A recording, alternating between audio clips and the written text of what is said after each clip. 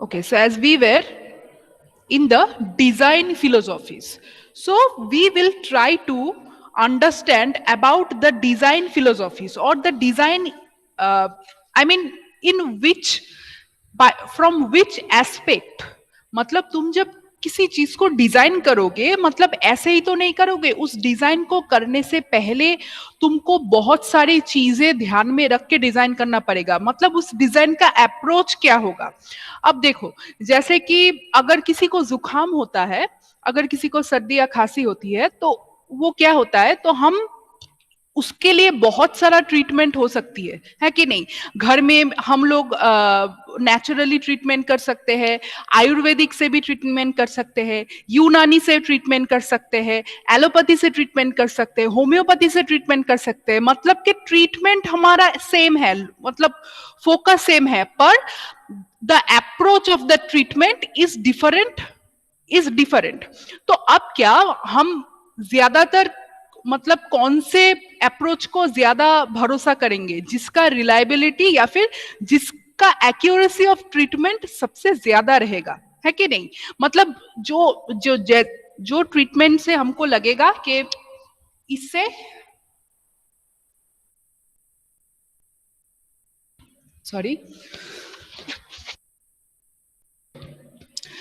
जिस ट्रीटमेंट से हमको लगे, शायद देखो किसी को घर में किसी ऐसे तरफ का है, मतलब ये अप्रोच ऑफ ट्रीटमेंट हमारा अलग अलग है। वैसे ही हम जब किसी स्ट्रक्चर को डिजाइन करेंगे तो उसके अप्रोच वाइज, ठीक है। तो यहाँ पे जो सबसे ज्यादा डिजाइन फिलोसॉफीज में तीन सबसे ज्यादा मतलब माना गया डिजाइन है या फिर एक्सेप्ट किया गया है वर्ल्ड वाइड, वो तीन टाइप के डिजाइन अप्रोच है। तो डिजाइन अप्रोच में ये जो मेथोडोलॉजीज को हम मतलब क्या बोलते हैं, मतलब सब्जेक्ट में हम जो पढ़ रहे हैं वो तो आज पढ़ रहे हैं, पर आज से 100 साल पहले शायद ये सब जो अप्रोच था इसका कोई स्टडी ही नहीं बना था। वैसे ही मतलब लोग अपने हिसाब से वो स्ट्रक्चर बनाते थे, पर in order to study it, in order to spread that study, we need to focus on just keeping or focusing or on the points, particular points on which point the structure could be made. तो उसको ध्यान में रखते हुए ये तीन approach most preferable है। तो ये है working stress method, ultimate strength method, limit state method. अब लिमिट स्टेट मेथड में ही ज्यादातर प्रॉब्लम हम लोग किए हैं, आरसीसी में भी शायद तुम लोग देखे होंगे, वहां पे वर्किंग स्ट्रेस मेथड का भी अप्रोच मतलब इक्वली उसको इंपॉर्टेंस दिया गया था, पर in the case of steel structure limit state method को ज्यादा अप्रोचेबल माना जाता है। और अल्टीमेट स्ट्रेंथ मेथड इसका भी अप्रोच है, पर इसको हम उतना ज्यादा मतलब इंपॉर्टेंस देके स्टडी हमारे सिलेबस में प्रिस्क्राइब नहीं किया गया है, ठीक है। तो अब लिमिट स्टेट ऑफ मेथड के अंडर आती है limit state of strength and limit state of serviceability. मतलब ये इस अप्रोच को भी ये दोनों तरफ से हम लोग देखेंगे। Just a minute. So safety at ultimate load and serviceability at working load. तो ये वर्किंग लोड क्या होगा ये हम लोग पढ़ेंगे अभी, ठीक है। Okay, let us first know about the technical terms to express these methodologies. So here in working stress method, the safety is ensured by limiting the stress of material. मतलब कि ये वर्किंग स्ट्रेस का जो approach है ज्यादातर ये क्या होता है, इसको हम स्ट्रक्चर को सेफ बनाने के लिए मतलब मटेरियल का जो स्ट्रेस लेने का कैपेसिटी है उसको हम लिमिट करते हैं, ठीक है। मतलब जो परमिसिबल स्ट्रेस होता है उसको हम लिमिट कर देते हैं उसके सेफ्टी के वजह से, क्योंकि हमारा जो स्ट्रक्चर का मेन मोटो है वो सेफ रहे, स्टेबल रहे, ड्यूरेबल रहे, है कि नहीं। तो सेफ्टी के हिसाब से वर्किंग स्ट्रेस मेथड में क्या किया जाता है, मटेरियल का स्ट्रेस लेने का जो क्षमता है उसको लिमिट किया जाता है, ठीक है। the material is assumed to behave in linear elastic manner. मतलब के ज्यादातर ये वर्किंग स्ट्रेस मेथड का जो अप्रोच है, मतलब ये स्ट्रेस स्ट्रेन ग्राफ हमारा लीनियर अप्रोच पे ज्यादा फोकस किया जाता है। मतलब कि जितना स्ट्रेस डेवलप होगा उतना ही हमारा स्ट्रेन डेवलप होगा। ऐसे स्टडीज या फिर ऐसे कॉन्सेप्ट में बेस करके ये हमारा मेथोडोलॉजी से प्रॉब्लम सॉल्व किया जाता है या फिर स्ट्रक्चर को बनाया जाने के अप्रोच है। तो in this approach the stress strain behaviour is considered to be linear. तो यहाँ पे हम लोगों को क्या पता चला? तो permissible stress will always be less than the yield stress by factor of safety. अब इल स्ट्रेस क्या है? इल स्ट्रेस जैसे मैं बताई थी पिछले वीडियो में कि हमारा जो मटेरियल का स्ट्रेस स्ट्रेन कर्व में इलास्टिसिटी जो प्रॉपर्टी है वो अगर हमको ग्राफ में दिखेगा तो जितना ज्यादा जितना दूर तक ये हुक्स लॉ को फॉलो करता है, मतलब कि stress is will be proportional to strain, उसके आगे तक जितना वो उसका जो स्टेट रहेगा ठीक उसके बाद वाला स्ट्रेस को ही हम एज अ इल स्ट्रेस जैसा कंसीडर करते हैं। मतलब कि वो इलास्टिसिटी खत्म हो जाएगा, प्लास्टिसिटी में मतलब फ्लो करता रहेगा, ठीक उसी जगह पे हम इल स्ट्रेस को मेजर करते हैं कोई भी मटेरियल का। तो वो इल स्ट्रेस क्या होगा? Divided by factor of safety ही हमारा परमिसिबल स्ट्रेस होगा, मतलब कि अलाउएबल स्ट्रेस। उसी स्ट्रेस को लेके हम उस मटेरियल का डिजाइन कर सकते हैं इस मेथड में। मतलब कि देखो हम यहाँ वर्किंग स्ट्रेस को घटा रहे हैं किससे? By dividing with the factor of safety. देखो ये टेबल पे दिया गया है the types of stress, just a minute.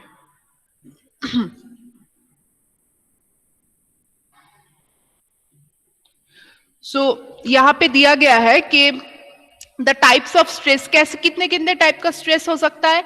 Axial tension, मतलब कि ये अगर बार है इसको अगर हम लोग दोनों तरफ से ऐसे पुल करेंगे, खींचेंगे तो एक्सियल टेंशन डेवलप होगा। सिमिलरली अगर हम इस बार को बोथ साइड से ऐसे दबाएंगे, पुश करेंगे तो ये एक्सियल कंप्रेशन होगा। बेंडिंग टेंशन मतलब क्या है? अगर इसी बार को मैं ऐसे हॉराइजेंटली प्लेस करूं और यहाँ पे एक लोड दूं और ये जो एक बेंडिंग नेचर क्रिएट होगा, तो इसमें हमारा बेंडिंग टेंशन कहाँ होगा? इस फाइबर में, और बेंडिंग कंप्रेशन कहाँ होगा? इस फाइबर में। तो ये है bending tension, bending compression. Average shear stress मतलब के ये अगर एक बार का क्रॉस सेक्शन है तो ये क्या होगा? एक मिनट,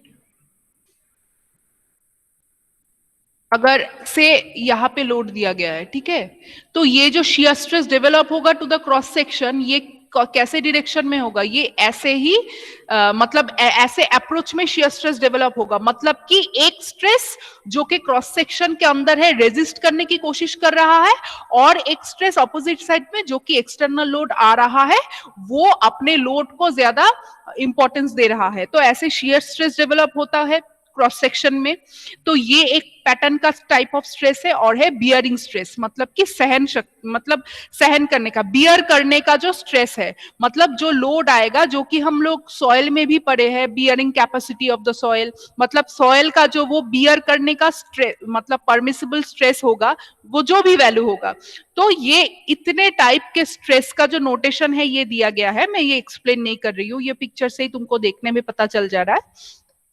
इसका परमिसिबल स्ट्रेसेस क्या है? देखो एक्सियल टेंशन में almost 0.6 of yield stress, 0.6 of yield stress, 0.66 of yield stress, 0.66 of yield stress, 0.4 of yield stress, 0.75 of yield stress. मतलब कि देखा जा रहा है कि बियरिंग स्ट्रेस में सबसे एटलीस्ट सबसे ज्यादा इल स्ट्रेस का हम लोग पार्ट या फिर क्या बोलेंगे रेशियो, हम फ्रैक्शन हम इल स्ट्रेस का ज्यादा यहाँ पे यूज हो रहा है। तो देखो ये फैक्टर ऑफ सेफ्टी क्या था इसका? 1.67। मतलब कि अगर तुम Fy yield stress divided by factor of safety जो कि 1.67 है, मैं इसका एग्जाम्पल दिखा रही हूं जो कि इस फॉर्मूला में दिया गया है। तो तो कैलकुलेट करके देखोगे कि ये एफ वाई बाई 1.67 मतलब क्या, एफ वाई इंटू 1/0.67, तो इसको अगर डिवाइड करेंगे तो ये आएगा ऑलमोस्ट 0.6 ऑफ एफ वाई, मतलब कि 0.59 समथिंग कुछ आता है, इसको राउंड ऑफ करके 0.6 एफ वाई आता है। तो ऐसे ही इसको F Y by 1.67, F Y by 1.515, तो तुमको ये सब वैल्यूज मिलेगा फैक्टर ऑफ लोड को अगर डिवाइड करोगे फ्रॉम एफ वाई। ओके, अभी तक ये समझ, okay. So now the next approach is our plastic design method. अब ये USM क्या है, ये मैं अभी जो यहाँ पे दिखाई, ये है हमारा USM, ultimate strength method.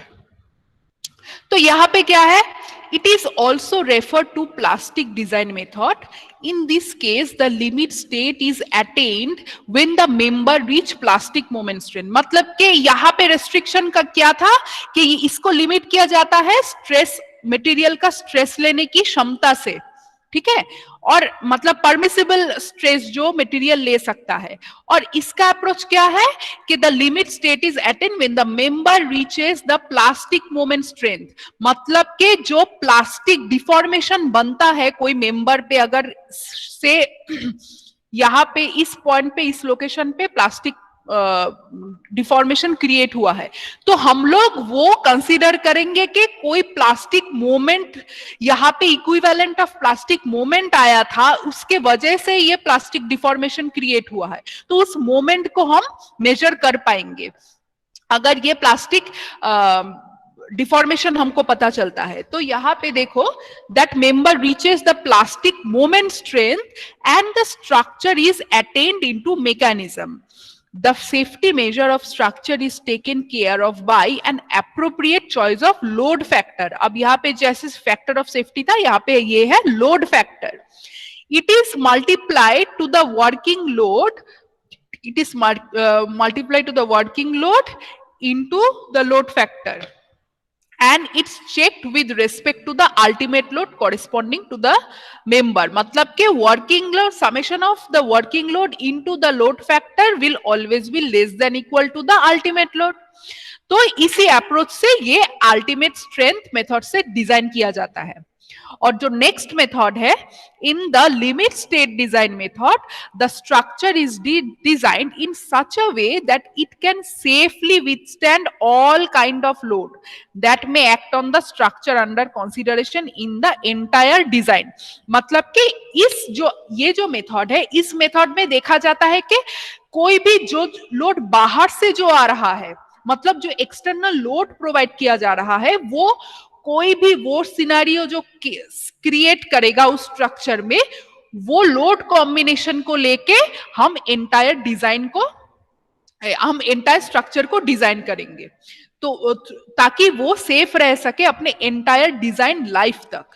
In this approach, the science of reliability based design was developed. मतलब कि ये reliability साइंस में ज्यादा डिपेंडेंट है ये मेथड, मतलब कि ये प्रोबेबिलिस्टिक फैक्टर में ये डिपेंडेंट ज्यादा है। तो probability method, I mean probability approach को, जैसे कि हम मैथमेटिक्स में सीखे हैं, प्रोबेबिलिटी अप्रोच से हमको क्या पता चलता है कि मतलब कितना एक्यूरेट वो रिजल्ट दे पाएगा, जो कि हम मतलब जैसे कि machine learning, computer science engineering में ये एक भाग है, मशीन लर्निंग या फिर न्यूरोफजी, मतलब वो क्या कहते हैं, एनफिस, एडवांस न्यूरोफजी नेटवर्क कंट्रोल। ये जो नेटवर्किंग सिस्टम होता है, ये आर्टिफिशियल इंटेलिजेंस जो होता है, ये आर्टिफिशियल इंटेलिजेंस किस कॉन्सेप्ट में काम करता है, ये प्रोबेबिलिस्टिक मेथड में काम करता है। मतलब कि सबसे ज्यादा वो प्रोबेबिलिटी पे डिपेंड करके अपना decision making, I mean decision making process को एनालाइज करता है। तो वैसे ही साइंस ऑफ रिलायबिलिटी से अगर हम ये कोई डिजाइन का अप्रोच को अगर कैलकुलेट करेंगे, तो वो ज्यादा रोबस्ट होगा और वो ज्यादा रियलिस्टिक होगा। तो इसी अप्रोच से लिमिट स्टेट डिजाइन मेथड किया जाता है। तो base design was developed with the objective of providing a rational solution to the problem of adequate safety. Okay. तो अब लिमिट स्टेट मेथड को भी हम कैसे डिवाइड किए थे? ये किए थे limit state of strength and limit state of serviceability. अब लिमिट स्टेट ऑफ स्ट्रेंथ क्या होता है वो देखते हैं. तो लिमिट स्टेट ऑफ स्ट्रेंथ जो है उसके अंडर हम स्ट्रेंथ वाइज क्या क्या पैरामीटर्स को देखेंगे? Stability, fatigue and plastic collapse. अब ये स्टेबिलिटी के अंडर आएगा, स्टेबिलिटी अगेंस्ट ओवरटर्निंग. मतलब कि ये अगर कोई स्ट्रक्चर है, इसको अगर हम ऐसे ऊपर से धक्का देंगे तो ये ऐसे ओवरटर्न होने का एक पॉसिबिलिटीज क्रिएट होगा. तो स्टेबिलिटी दो टाइप के यहाँ पे बनेगा. एक है ये ओवरटर्निंग का जो फेनोमेनन है इसके रेस्पेक्ट में, और इसी स्ट्रक्चर को अगर कोई ऐसे सेम सिमिलर काइंड का लोड प्रोवाइड करे तो ये जो स्ट्रक्चर ये हमारा ऐसे मूव कर सकता है. तो ये है सोए एक्शन. तो सोए स्टेबिलिटी या फिर स्टेबिलिटी अगेंस्ट ओवरटर्निंग, इससे हम मेजर करते हैं इसको. ओके. तो लिमिट स्टेट ऑफ स्ट्रेंथ थोड़ा यहाँ पे पढ़ लेते हैं. ये IS 800 में 2007 में क्या दिया गया है? These are associated with the failure of the structure, under the action of worst possible combination of loads. अच्छा, ये लिमिट स्टेट ऑफ स्ट्रेंथ में combination of load along with the proper partial safety factor that may lead to loss of life and property. तो as per IS 800 2007 में limit state of strength includes the loss of equilibrium of structure as a whole or in a part, loss of stability of the structure, failure due to excess deformation or rupture, fracture due to fatigue, brittle fracture. मतलब कि ये possible case से हमारा जो structure fail होने का मतलब संभावना रहती है. तो ये सब पॉइंट को नजर रखते हुए हमारा लिमिट स्टेट ऑफ स्ट्रेंथ को बढ़ा जाता है. Okay. And limit state of serviceability, अब ये तो स्ट्रेंथ के वजह से ये सब लॉस ऑफ इक्विलिब्रियम स्ट्रक्चर में आ सकती है, लॉस ऑफ स्टेबिलिटी आ सकती है, failure due to excess deformation और रप्चर हो सकती है, फ्रैक्चर ड्यू टू फैटिग हो सकता है, ब्रिटल फ्रैक्चर हो सकता है. अब सर्विसिबिलिटी मतलब कि ये तुम जब उस स्ट्रक्चर के अंदर रहोगे वो कैसे सर्विस प्रोवाइड कर रहा है, वो स्ट्रक्चर कैसे तुमको सर्विस जनरेट कर रहा है, उसको हम कौन कौन से पैरामीटर से जज करते हैं? उसको करते हैं डिफ्लेक्शन से, वाइब्रेशन से, ड्यूरेबिलिटी कंसीडरेशन से, फायर रेजिस्टेंस से. देखो इन सब ये सब फैक्टर कोई भी लोड या फिर स्ट्रेंथ के ऊपर, मतलब स्ट्रेंथ के साथ उतना हम मतलब कंपेयर नहीं कर पाएंगे. ये क्या, ये सब चीजें ज्यादातर रेस्पॉन्स है, रेस्पॉन्स ड्यू टू दो स्ट्रेंथ्स, जो कि डिफ्लेक्शन लिमिट है, वाइब्रेशन क्रिएट हो सकता है, ड्यूरेबिलिटी में हैम्पर हो सकती है, फायर रेजिस्टेंस. तो ये होगा हमारा लिमिट स्टेट ऑफ सर्विसिबिलिटी. तो ये है These are associated with the discomfort faced by the user. जैसे कि मैं बताई, तुम अगर स्ट्रक्चर के अंदर रहोगे तो तुमको जो डिस्कम्फर्ट फील होगा उससे हम लोग लिमिट स्टेट ऑफ सर्विसिबिलिटी को पढ़ते हैं. तो ये क्या क्या रहता है? एक्सेस डिफ्लेक्शन और डिफॉर्मेशन ऑफ द स्ट्रक्चर, ये जो डिफ्लेक्शन लिमिट हम देखते हैं. Excess vibration of the structure causing discomfort to the commuters. जैसे कि तुम अगर ब्रिज के ऊपर से चलोगे तो एकदम ब्रिज के बीच में अगर खड़ा रहोगे तो उसके तुम्हारे पास से अगर कोई मतलब बहुत बड़ा टैंकर मतलब बहुत स्पीड से चला जाएगा तो फील करोगे कि ये ब्रिज थोड़ा शेक करता है, वाइब्रेट करता है. तो वो उसको भी हम देखते हैं, excess vibration of the structure causing if is it causing discomfort or not. Next, repairable damage और crack generated due to fatigue, जो कि हम ड्यूरेबिलिटी कंसिडरेशन में आएगा. और कोरोजन एंड ड्यूरेबिलिटी. अब कोरोजन के वजह से, अब कोरोजन ये फैक्टर तो स्ट्रेंथ के ऊपर, स्ट्रेंथ के वजह से नहीं होता है, ये मटेरियल का प्रॉपर्टी है, एक डिसएडवांटेज प्रॉपर्टी है, तो इसको भी देखना पड़ेगा. ओके. अच्छा, अब है ये IS 800 2007 में दिया गया है टेबल 4 में, जो कि है partial safety factor for loads. देखो यहाँ पे बहुत सारे कॉम्बिनेशंस दिया गया है, dead load, live load, crane load. यहाँ पे शॉर्ट में दिया गया है DL designates to dead load, LL designates to imposed or live load, CL designates to crane load, WL is wind load, EL is earthquake load, and AL is accidental load. During simultaneous action of different live loads, one which has greater effect on the member under consideration is considered as the leading live load. जैसे कि देखो यहाँ पे live load को दो तरीके से divide किया गया है, leading and accompanying, तो इसका जस्टिफिकेशन ये पॉइंट है। Okay, so next it says the value in bracket should be considered when the dead load contributes to the stability against overturning। मतलब ये जो ब्रैकेट में दिया गया है, अगर ये डेड लोड मतलब कंट्रीब्यूट होता है स्टेबिलिटी अगेंस्ट ओवरटर्निंग, तभी हम इस वैल्यू को कंसीडर करेंगे विद इन जो ब्रैकेट में है। तो ये कॉरेस्पॉन्डिंग डेड लोड का ये कॉम्बिनेशंस जो है, इस पे डेड लोड के टाइम में हम फैक्टर ऑफ सेफ्टी क्या लेंगे, लाइव लोड के अंडर फैक्टर ऑफ सेफ्टी इसके दो सब डिवीजन के अंडर क्या क्या लेंगे।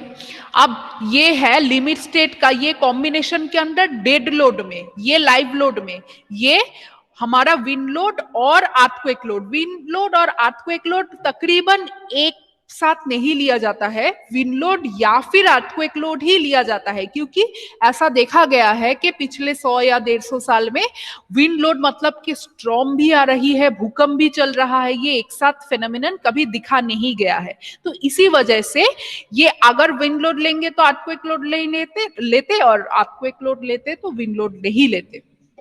और एक्सीडेंटल लोड के कॉरेस्पॉन्डिंग इस कॉम्बिनेशन का ये जो limit state I mean partial factor of safety क्या है, यहाँ पे कुछ नहीं दिया गया है। सिमिलरली ये है लिमिट स्टेट ऑफ स्ट्रेंथ के अंदर और लिमिट स्टेट ऑफ सर्विसिबिलिटी के अंदर। मैम यस, हाँ, क्रेन लोड क्या होता है ma'am? Crane load, crane load होता है जो कि तुम अगर हम तो मतलब स्टील स्ट्रक्चर पढ़ रहे हैं, तो वहां पे स्टील स्ट्रक्चर डिजाइन में बहुत सारे हम लोग ऐसे स्ट्रक्चर को भी डिजाइन करेंगे जिसके अंदर मतलब बीम के साथ एक गैंट्री गर्डर डिजाइन हम बाद में सीखेंगे, वहां पे क्रेन लोड लगता है। मतलब कि बहुत बड़े अगर फैक्ट्री शेडिंग के अंदर जाओगे तो वहां पे देखोगे ऊपर बहुत सारे, let me just draw it, ये स्ट्रक्चर है, तो ये अगर अंदर तुम यहाँ पे जाओगे तो देखोगे कि यहाँ पे बहुत सारे ऐसे एक मतलब ये मैं थोड़ा बड़ा करके दिखाई, ये ऐसे अंगठा जैसे यहाँ पे लगा हुआ रहता है। ये क्यों लगा हुआ रहता है? ये एक्चुअली कोई भी भारी चीज को एक जगह से दूसरी जगह पे ले जाने के लिए ये क्रेन का यूज होता है। अब ये क्रेन तो मतलब हम जो जैसे कि ज्यादातर मोटर व्हीकल में देखे हैं, जैसे कि वो जब कोई प्रोजेक्ट होता है तो वहां पे जो क्रेन आते हैं वहां से एक स्ट्रक्चर मतलब एक भारी स्ट्रक्चर को एक जगह से दूसरी जगह पे लिया जाता है, हम वैसे देखे हैं। पर बिल्डिंग के अंदर, बिल्डिंग नहीं, ये तो फैक्ट्री शेड है, फैक्ट्री शेड के अंदर ये क्रेन को कुछ लोग शायद देखे होंगे, कुछ लोग नहीं। तो यहाँ पे भी ऐसा मतलब क्रेन लोड इसको लिया जाता है, मतलब कि एक भारी चीज को एक जगह से दूसरी जगह ले जाने के लिए, मतलब ये फैक्ट्री शेड तो बहुत लंबी होती है, ऐसे बहुत लंबी। तो एक चीज को अगर तुम यहाँ से लेके इस जगह पे ले जाना चाहोगे तो यहाँ पे मतलब 10 लोग मिलके भी उठा नहीं सकते। तो ये ऊपर में ये ऐसे क्रेनिंग सिस्टम लगा हुआ रहता है। तो ये हम लोग वो मैनुअली ऑपरेट करते, हाथ में रिमोट कंट्रोल रहता है, तो उस क्रेन को एक जगह से लेके दूसरे जगह पे उस मटेरियल को कैरी करने के लिए यूज किया जाता है। तो उस जगह पे इसका अप्रोच है, ठीक है? Okay, next is partial safety factor for material. अच्छा, ये तो partial safety factor for load के वजह से था। अब पार्शियल सेफ्टी फैक्टर हम मटेरियल के लिए भी लेंगे, ठीक है? देखो यहाँ पे क्या आ रहा है, अब हम जो स्ट्रक्चर को पढ़ेंगे उसमें हमारा ज्यादातर अप्रोच रहेगा कनेक्शंस पे। तो ये कनेक्शन यहाँ पे दिया गया है, देखो पहले से पढ़ती हूँ। तो रेजिस्टेंस गवर्न्ड बाय यील्डिंग, तो यील्डिंग के टाइम अगर रेजिस्टेंस को कंसीडर करेंगे तो वहां पे हम पार्शियल सेफ्टी फैक्टर लेंगे 1.1। Resistance of member to buckling, अगर वो कोई भी मेंबर का डिजाइन कर रहे हैं और वो उसको रेजिस्ट करना पड़ेगा बकलिंग के अगेंस्ट पे, अगर ऐसा कोई मेंबर मिला हमको डिजाइन करने के लिए तो उसका पार्शियल सेफ्टी फैक्टर लेना पड़ेगा 1.1। Resistance governed bye ultimate stress, अगर अल्टीमेट स्ट्रेस को लेके हम उस स्ट्रक्चर मेंबर का या फिर स्ट्रक्चर का डिजाइन करेंगे तो उसका पार्शियल सेफ्टी फैक्टर ये लेना पड़ेगा।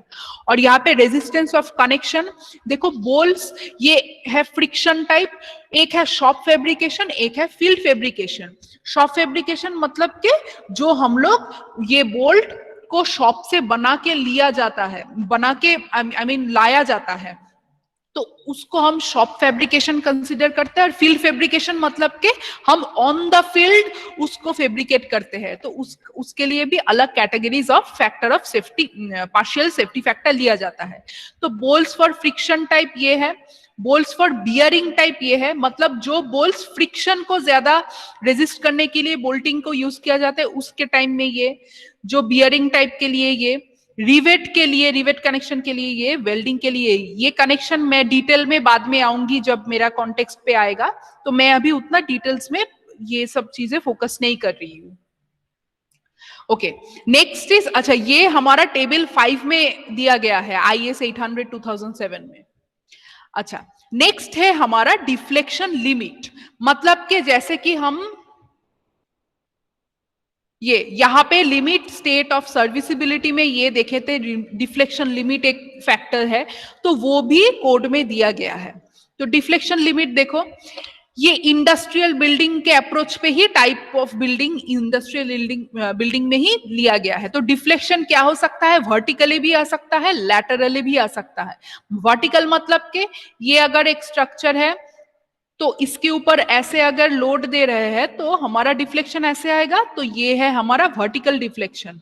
और अगर इसी स्ट्रक्चर में हम ऐसे एक लोड दे तो ये स्ट्रक्चर ऐसे शिफ्ट हो जाएगा, तो ये जो सोए है ये है हमारा लैटरल डिफ्लेक्शन, जो कि सोए मैकेनिज्म एक्चुअली सोए है। तो वर्टिकल के अंदर डिजाइन ऑफ लोड्स कॉरेस्पॉन्डिंग यहाँ पे दिया गया है, मैं इसको डिक्टेट नहीं कर रही हूं। तो अब डिजाइन लोड देखो, ये डिजाइन लोड है और कॉरेस्पॉन्डिंग मेंबर, मतलब के ये member purlins and grid, Perlin का मैं रूफ ट्रस का डिजाइन जब कराऊंगी पर्लिन में एक्सप्लेन करूंगी, मैं शायद ये टर्म बहुत बार यूज भी कर चुकी हूँ 694 कोड में। तो ये पर्लिन के डिजाइन के टाइप डिजाइन लोड, जो वर्टिकल डिफ्लेक्शन अगर चेक करेंगे तो जो सपोर्टिंग, मतलब कि ये मेंबर का सपोर्टिंग सिस्टम कैसा है, इलास्टिक क्लैडिंग और ब्रिटल क्लैडिंग, तो उसको चेक करके फिर मैक्सिमम डिफ्लेक्शन हम ऐसे मेजर करेंगे। जो हम स्पैन लेंगे वो divided by 150 for elastic cladding अगर लिए तो, और अगर ब्रिटल क्लैडिंग हुआ सपोर्टिंग सिस्टम तो उसका maximum deflection span divided by 180।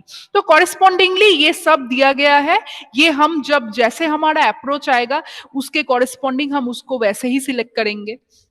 तो ये थोड़ा मैं जो PDF भेजूंगी तो इसको थोड़ा ध्यान से थोड़ा देख लेना एक बार, क्योंकि तुमको अगर डिजाइन के टाइम में तो ये सब याद रखना पॉसिबल नहीं है, तो तुमको कोड में ये दिया रहेगा, तुम्हारा डिजाइन रिक्वायरमेंट के हिसाब से तुमको ये सब वैल्यूज लेना पड़ेगा, ठीक है। दिस इज ये था हमारा इंडस्ट्रियल बिल्डिंग के लिए, ये है अब अदर्स बिल्डिंग के लिए, उसके अंडर भी कैटेगरी दिया गया है वर्टिकल लोड, लैटरल लोड। देखो अब अदर्स बिल्डिंग में वो क्रेन लोड नहीं आ रहा है, देखो यहाँ पे CL था, क्रेन लोड था, तो यहाँ पे क्रेन लोड नहीं आ रहा है, तो ये LL लाइव लोड पे और विंड लोड में ही, लैटरल लोड विंड लोड से ही आता है, ये मैं एक्सप्लेन करूंगी। क्योंकि ये जो मैं स्ट्रक्चर अभी ड्रॉ की थी, ये लैटरल लोड में कैसे दिखाई थी, ऐसे आ रहा है, तो इसके वजह से ऐसे डिफ्लेक्ट हो रहा है लैटरली।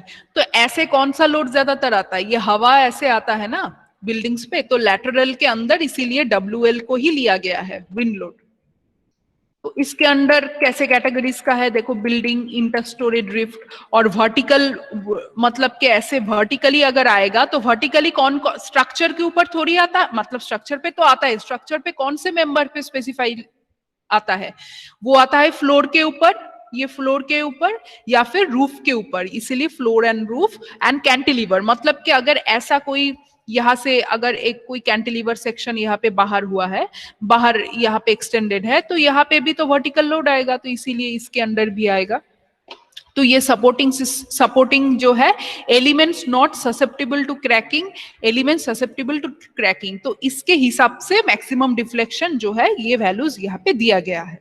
ओके, अच्छा, तो नेक्स्ट है क्रॉस सेक्शनल क्लासिफिकेशन। ये है हमारे आईएस कोड क्लॉज नंबर 3.7 जो कि टेबल 2 में है। ये फुल एक टेबल है, ये टेबल यहाँ पे दिया गया है, नहीं, ये टेबल वाइज दिया गया है, जैसे कि ये सिमिलर टेबल डिफ्लेक्शन का जैसे दिया गया था वैसे ही टेबल पे ये दिया गया है। ये टेबल मेरे इस पीडीएफ में अभी नहीं है। तो क्रॉस सेक्शनल वाइज भी क्लासिफिकेशन होता है। अब क्रॉस सेक्शन मेंबर का जो क्रॉस सेक्शन है उसको 3 टाइप से डिफरेंशिएट किया जाता है। तो क्लास 1, क्लास 2, क्लास 3। अब क्लास 1 के अंदर क्या आता है, अगर cross section plastic cross section designate हुआ तो वो हमको कैलकुलेट करके ही देखना पड़ेगा। वो एक्चुअली यहाँ पे टेबल नहीं दिया गया है तो मैं एक्सप्लेन नहीं करूंगी, टेबल दिया जाता तो मैं अच्छे से एक्सप्लेन कर पाती। और क्लास 2 के अंदर आती है कॉम्पैक्ट, क्लास 3 के अंदर आती है सेमी कॉम्पैक्ट। इसका एक बहुत अच्छा ग्राफ है जिससे एक्सप्लेन किया गया है कि cross section plastic, compact, semi compact कैसे कंसीडर करें। तो ये जस्ट कॉन्सेप्ट अभी के लिए जान लो, मैं इसको बाद में अच्छे से इलेबोरेट करूंगी with proper diagram and the tables. Okay, now these are the load combinations. अब लोड कॉम्बिनेशंस यहाँ पे दिया गया है और ये लोड के बारे में जो एक IS code, Indian standard code बना गया है, ये सब कॉरेस्पॉन्डिंगली यहाँ पे दिया गया है। तो डेड लोड जो कि आईएस 875 पार्ट 1 में दिया गया है, लाइव लोड या फिर इम्पोज लोड, इस लाइव लोड के अंदर क्रेन लोड भी आती है, तो ये आईएस 875 पार्ट 2 में दिया गया है। विंड लोड पार्ट 3 में, स्नो लोड पार्ट 4 में, temperature, hydrostatic, soil pressure, fatigue, accidental impact, explosion etcetera load combination at part 5। और अर्थक्वेक लोड ये है आईएस 1893 2002 पार्ट 1 में। और इरेक्शन लोड वो है हमारे आईएस 800 2007 क्लॉज 3.3 में। And other secondary effects such as temperature change, differential settlement, eccentric connection, ये सब कुछ हम लोग मेजर करेंगे।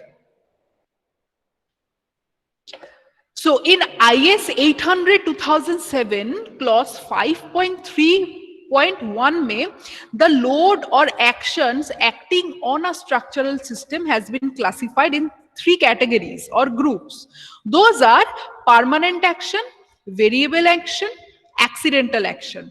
अब permanent action क्या होती है? Action due to self weight of the structural component, basically the dead loads. ये तो परमानेंट है, मतलब मैं देखो मैं चल रही हूं, है ना, तो मेरा जो खुद का वेट है वो तो परमानेंट ही रहेगा, वो हमको मतलब कैरी करके हर वक्त चलना पड़ेगा, हर वक्त दौड़ना पड़ेगा, तो वो है हमारा परमानेंट एक्शन या फिर परमानेंट लोड। वेरिएबल एक्शन क्या है? Action due to load at construction and service stage such as all the type of impose load, wind and earthquake load. मतलब कि जैसे तुम चल रहे हो और अगर तुमको कोई भारी चीज उठाना पड़े या फिर अगर कोई तुमको धक्का दे, हवा से कोई धक्का दे या फिर अर्थक्वेक से तुम्हारा बॉडी शेक हो जाए, तो वो तो वेरिएबल्स एक्शन है ना तुम्हारे बॉडी के ऊपर एक्स्ट्रा, तो वो उस कैटेगरी में आएगा। और एक्सीडेंटल एक्शन जो कि action due to accidental load, मतलब कि अगर तुमको, जो मैं अभी एग्जांपल यहाँ पे यूज की थी वो एक्चुअली इस एग्जांपल पे आएगा। अगर तुम खेल रहे हो, खेलते खेलते किसी ने तुम्हें धक्का दिया बाहर से, तो वो होगा accidental load. Acting on the structure such as due to explosion, due to sudden impact, मतलब जो स्ट्रक्चर में जैसे आएगा तुम अगर अपने ऊपर वो अज्यूम करोगे तो और भी अच्छे से समझ पाओगे कि लोड्स कैसे फील होता है स्ट्रक्चर के ऊपर। Okay, Then, while designing the steel structure, following load combination must be considered along with partial safety factor. तो ये जो load combinations है वो हम ये जो पढ़े थे, ये dead load plus live load और impose load, dead load plus impose load plus earthquake और wind load, dead load plus earthquake और wind load, dead load plus erection load. तो ये पॉसिबल कॉम्बिनेशंस यहाँ पे दिखाया गया है, ठीक है। तो अच्छा, तो अभी तक जो मैं